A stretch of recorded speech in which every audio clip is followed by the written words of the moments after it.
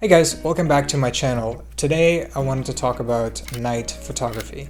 And if you stay till the end, I'll share some spicy tricks how to shoot and think like a cinematographer. Поехали! Probably the biggest thing I see beginner photographers and filmmakers struggle with is the noisy image. Nobody wants noise in their photos. There's lots of ways to get rid of it. The most straightforward way is to not have it in the first place.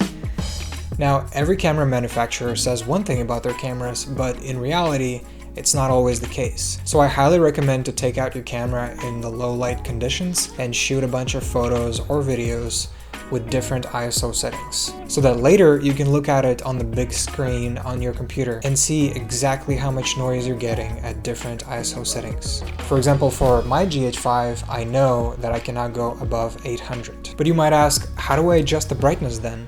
Aperture and shutter speed. Do not touch anything else. Shooting on the street is so much fun. You have so many lights to play with.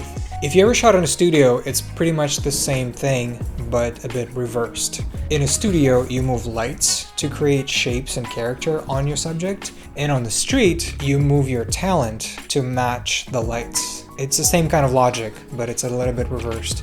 As soon as you start thinking like that, your photos are gonna skyrocket in quality. Obviously, not all lights are created equal.